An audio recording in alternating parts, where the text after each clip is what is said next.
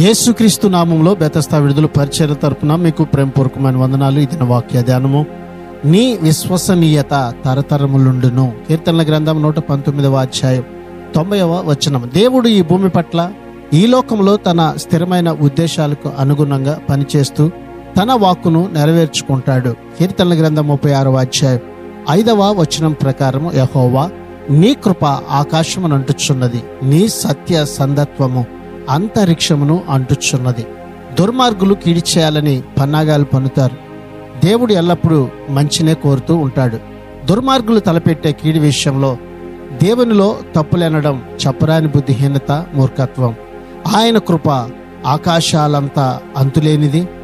అంతులేని ఆ కృప ద్వారానే దేవుడు మనల్ని ప్రేమిస్తూ ఉన్నాడు. ఇదిన వాక్యాన్ని బట్టి కొలతలేని దేవుని కృపకు పాత్రులమై జీవిద్దాం. ప్రార్థన. కృపగల దేవా యేసయ్య, మరొక నూతన దినాన్ని మీరు మాకు ఇచ్చినందుకు మీకు వందనాలు, స్తోత్రాలు చెల్లిస్తూ అత్యున్నతమైనటువంటి నీ కృప ద్వారా, నీ ఉన్నతమైనటువంటి సన్నిధిని ఆశ్రయిస్తూ నీ ద్వారా ప్రభువా మేలు పొందుతూ ముందుకు కొనసాగినట్లుగా ఈ దినాన ఈ నీ ప్రజలందరినీ కూడా మీరు జ్ఞాపకం చేసుకొని బలపరిచి దీవించి ఇంకా నీ బిడ్డల జీవితంలో ఉన్నతమైన కార్యాలను మీరు జరిగించి మహిమ పొందమని యేసు పరిశుద్ధ నామములో ప్రార్థించి అడిగి వేడుకుంటున్నాము తండ్రి.